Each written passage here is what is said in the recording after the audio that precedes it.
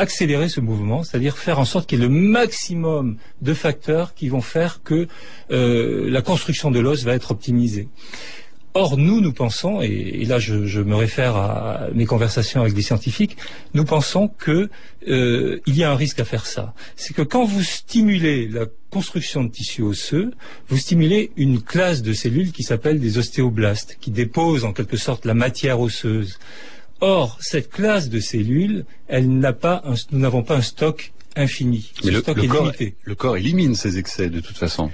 Le corps, il va faire des os très lourds et très solides pendant 20 ans parce que vous allez consommer du lait. Et dans le lait, il y a du calcium, il y a des facteurs de croissance qui vont favoriser cette progression du tissu osseux. Mais ce faisant, vous coupez, en quelque sorte, dans la deuxième partie de la vie, des possibilités que pourrait représenter ce stock de cellules que vous avez surstimulé. Un peu comme si vous vous aligniez sur un marathon et vous commencez à sprinter. Vous allez tenir 3-4 kilomètres et puis ensuite vous allez terminer dernier. Une question de Marie-Françoise qui est à Orléans. Il y a beaucoup de courriels qui arrivent. Vous répondrez tout à l'heure aux auditeurs. Mais cette question pour commencer. Les pays asiatiques ne consommaient traditionnellement aucun laitage ni fromage. Quelle est la situation osseuse de ces personnes? Eh bien, elle est très simple. Je vais vous prendre le cas du Cambodge, par exemple. Au Cambodge, l'Organisation mondiale de la santé considère qu'il n'y a pas d'ostéoporose, c'est-à-dire qu'ils ne la mesurent même pas. Cette maladie est inexistante. En Chine, au Japon, l'ostéoporose, les cas de fracture du col du fémur, c'est 4 fois à 5 fois moins qu'en Europe. Les fractures vertébrales sont moins importantes qu'en Europe, mais pas dans cette proportion-là. Mais vous parlez quand même d'une épidémie d'ostéoporose à Hong Kong.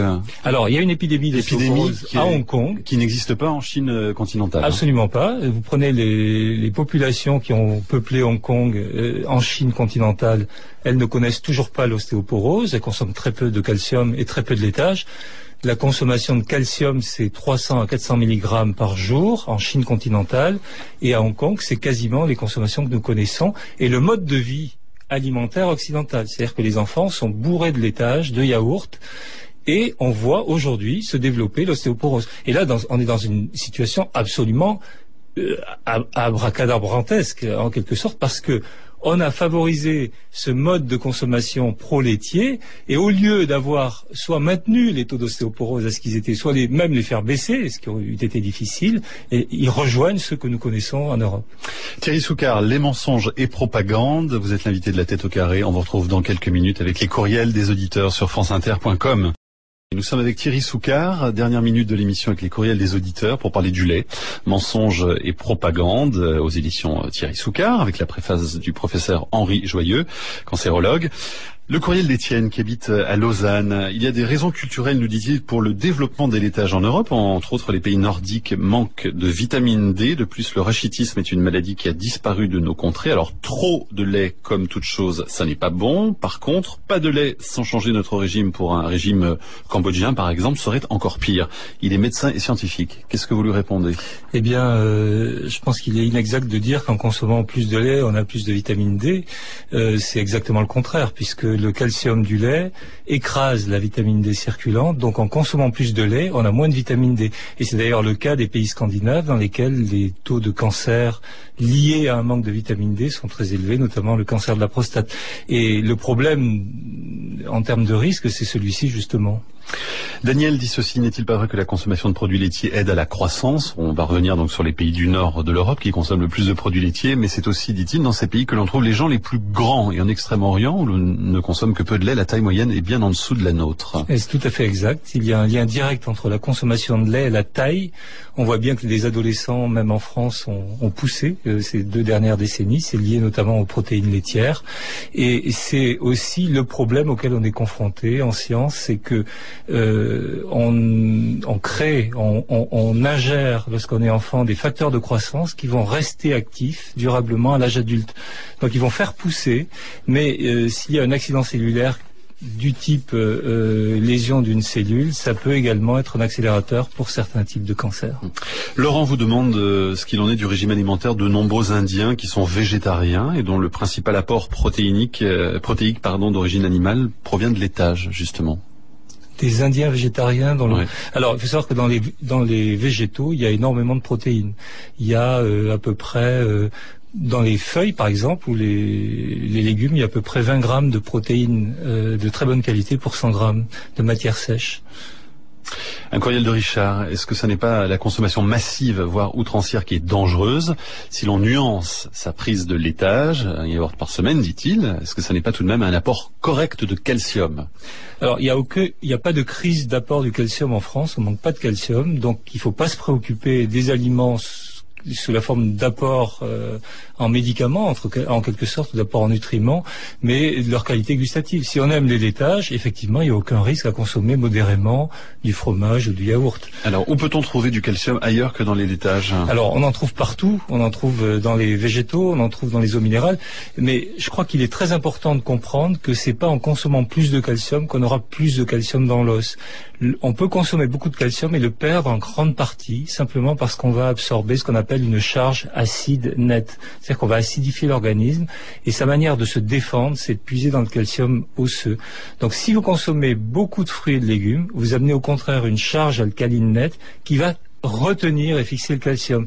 Et dans ces conditions, on n'a plus besoin de rechercher à tout prix des sources formidables de calcium. Alors vous parlez dans le livre de la digestion du lait, vous dites que 75% des habitants de la planète ne seraient pas capables de digérer le sucre du lait. Le sucre du lait, ça c'est le lactose. Ouais. D'abord, d'où vient ce chiffre, 75%? Des études épidémiologiques qui ont été faites sur plusieurs populations de tout pays. Et en France, je peux vous donner le chiffre, c'est à peu près 40-45% de la population qui ne digère pas, qui a du mal à digérer le lait, et notamment dans la partie méridionale du pays. Pourquoi? Eh bien parce que la partie méridionale du pays, les ancêtres de ceux qui, comme moi, habitent ou sont originaires du Midi, n'étaient pas éleveurs, donc ils n'ont pas eu cette mutation. C'est une mutation qui, dans les pays d'Europe du Nord et les pays scandinaves, permet de digérer le lait. Ça concerne 25% des habitants de la planète. Et quels sont les symptômes de l'intolérance au lactose, justement? Eh bien, c'est surtout des douleurs abdominales, des diarrhées, et ça peut se traduire également par des problèmes articulaires, des problèmes ORL, mais essentiellement le diagnostic, c'est des problèmes digestifs. Brigitte dit ceci: il y a quelques années, mon médecin de l'époque m'avait parlé des théories du docteur Seignelay sur les méfaits du lait, mais rares sont les médecins qui le connaissent. Personnellement, je ne consomme plus de laitage, mais j'ai de fortes pressions du pédiatre ou des puéricultrices pour que j'en donne à mon bébé après l'allaitement. Qu'en pensez-vous? Les jeunes enfants en ont-ils besoin? Il n'y a absolument aucune obligation de consommer des laitages, et ne pas en consommer n'expose à aucun risque de santé. Les pays où l'on consomme beaucoup de lait ne sont-ils pas aussi ceux où l'on vit le plus vieux, ce qui expliquerait le nombre élevé de cas d'ostéoporose, demande Annie à Valence? Et oui, mais non, parce que les chiffres que je donne dans le livre sont ceux de l'Organisation mondiale de la santé, et ils sont calculés, on appelle ça en anglais age adjusted, c'est-à-dire ils sont ajustés à l'âge. C'est-à-dire qu'on regarde en Chine les femmes de 50 ans et on les compare aux américaines ou aux européennes ou 60 ans ou 70 ans. Clotilde demande ceci: si le lait n'a pas d'apport prouvé, d'où viennent alors les propriétés qui lui sont associées? Comment ont-elles été déterminées? Eh bien, vous savez, je peux arriver à vous persuader de l'intérêt de consommer 2 kilos de foie de veau par jour. Hein. Il suffit d'avoir un peu d'argent. C'est que les lobbies pour vous? Essentiellement, oui. C'est clair, oui. Ça ne fait pas de doute. Julien, qu'en est-il des produits laitiers fermentés? Les produits laitiers fermentés sont des produits dans lesquels il y a des bactéries, qui sont des bactéries lactiques, et qui sont intéressantes. Ces bactéries sont intéressantes. Ce qui est ennuyeux, c'est d'avoir des bactéries intéressantes pour la flore digestive associées à un aliment qui finalement ne l'est pas beaucoup. Et on pense souvent on ne trouve ces bactéries que dans les yaourts, et j'aimerais dire ici que ça n'est pas vrai. Vous avez des cornichons, vous avez des olives, de la choucroute, tous ces produits sont fermentés. Tous les produits fermentés contiennent des bactéries qui sont intéressantes pour le tube digestif. Qu'en est-il du scandale du lait en poudre Nestlé distribué aux enfants africains et responsable de la mort de milliers d'entre eux, demande Antoine à Paris? Eh bien, c'est poussé à son extrême. Ça a été fait en Europe également, mais c'est poussé à son extrême l'expression d'un lobby qui cherche à tout prix effectivement à vendre, avec des conséquences là qui sont pour le continent africain dramatiques, puisque les mères qui renoncent à l'allaitement non seulement n'apportent pas les nutriments seulement de manière idéale à leurs enfants, mais en plus ça les expose à un risque important de contamination microbienne, puisqu'on utilise pour faire des biberons des eaux qui sont mal stérilisées. L'Organisation mondiale de la santé a fortement critiqué ces pratiques. Allez, très rapidement, Frédéric, au Luxembourg, quid des autres laits, lait de jument, de chèvre? Alors, ce n'est pas exactement des laits, ce sont ce qu'on appelle des laits végétaux. Bon, je pense de chèvre. Pardon. De chèvre. Excusez-moi. Chèvre et jument. Donc on chèvre est bien dans l'animal. Oui. Bon, probablement moins de risques parce que, comme je l'explique dans le livre, le lait de vache aujourd'hui est issu de vaches dont on a sélectionné la taille, qui sont des vaches qui apportent en plus du lait des facteurs de croissance à une hauteur très importante. Thierry Soucard, merci beaucoup. Les mensonges et propagande. Ce livre donc est publié chez vous aux éditions Thierry Soucard. Merci d'être venu dans La Tête au carré.